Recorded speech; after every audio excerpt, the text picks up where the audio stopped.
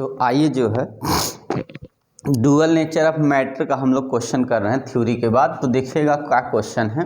तो क्वेश्चन है for stopping potential versus incident frequency of photon calculate photon constant की value. ठीक है, ये देखिए क्वेश्चन मेन क्या है, हमारा 2015 सीबीएसई बोर्ड में आया हुआ है। तो आप ध्यान से देखिए है क्या ये ग्राफ, ये फ्रीक्वेंसी का ग्राफ है जिसमें जो है 0, 2, 4, 6, 8, 10 और ये 10 की पावर 14 से बाद में कर देना है मल्टीप्लाई और यहाँ क्या है 0.4, 0.8 इतना ये आगे दिया है, यहाँ पे दिया पर हम लोग को वैल्यू जो है 1.23 पे लेनी है और यहाँ पे इन दोनों के बीच में क्या है 5 है।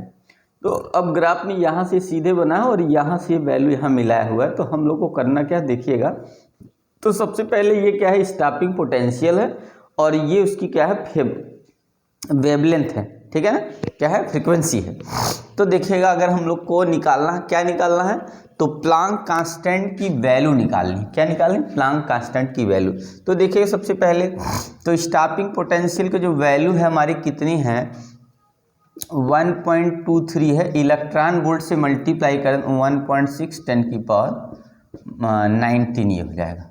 ठीक है ना, तो ये हमारा वैल्यू हो गया, 19 से मल्टीप्लाई कर देंगे तो इलेक्ट्रॉन क्या है ये पोटेंशियल की वैल्यू हो जाएगा।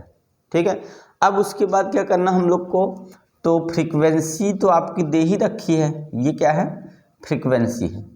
फ्रीक्वेंसी देखिएगा आपका कितना है, तो आपने देखा फ्रीक्वेंसी आपकी ये है, तो 8 में से 4 सब्ट्रैक्ट कर देंगे तब भी आपका आ जाएगा। 8 में से क्या करेंगे, तो 8 में से 5 सब्ट्रैक्ट करेंगे तो 3 आ जाएगा।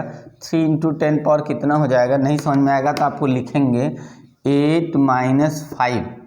ठीक है, और यहाँ 10 की पावर कितना हो जाएगा, क्वेश्चन में 14 दे रखा है तो आपका न्यू जो होगा वो 3 × 10 पावर कितना हो गया 14 हो गया। ठीक है, आया समझ में।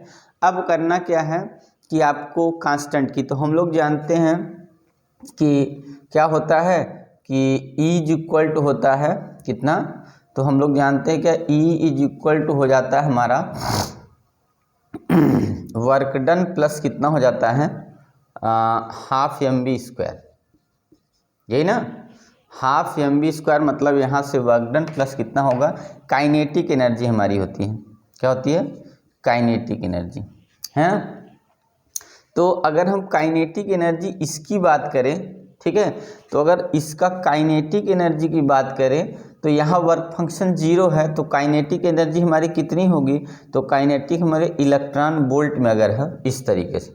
ठीक है, और यहाँ पे क्या है ये h0 ये हो जाएगा, h हो जाए और यहाँ कितना होगा EV0 हो जाए।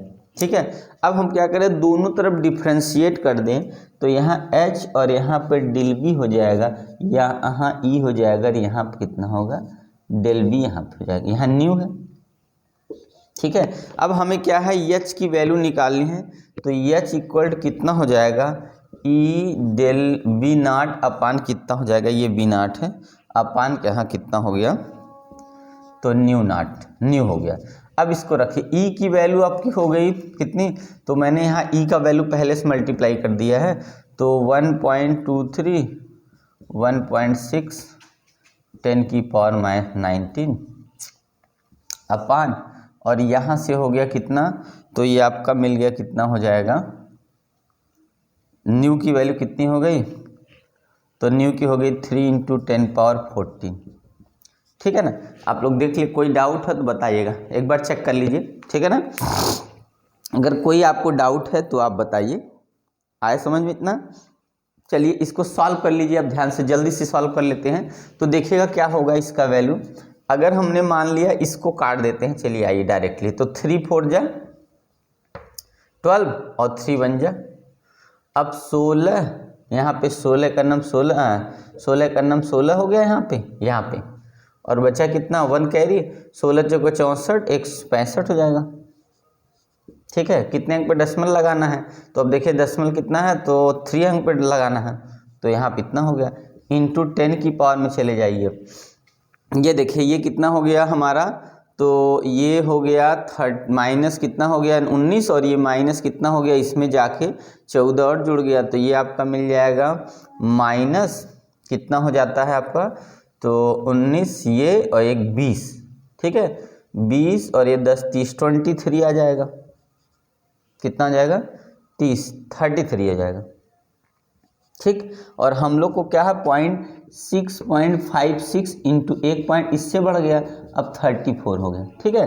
तो इतना जो है आपका किसकी वैल्यू आ गई, एच की वैल्यू आ गई, ठीक है। कितनी आ गई, प्लांक कांस्टेंट की वैल्यू नियर अबाउट कितना आ गया 6.56 10⁻34। तो इस तरीके से आप क्वेश्चन करेंगे तो आपको क्वेश्चन करने में कोई दिक्कत नहीं, आसानी से कर सकते हैं। अगर आपको सही नहीं समझ में आता दोस्तों तो आप कमेंट करके पूछ सकते हैं, ठीक है, नो डाउट, कोई बात नहीं, मैं आपको जहाँ नहीं समझ में आता उसको समझाने की कोशिश करूँगा। तो आप लोग ध्यान से लिख लीजिए, देख लीजिए और वीडियो को 2-3 बार देखेंगे और दोस्तों में शेयर जरा लाइक कर दीजिए अच्छे से, तो लाइक कमेंट कर दिया करिए, थोड़ा अच्छा लगता है तो इसलिए जो है आप लाइक कमेंट जरूर किया करिए।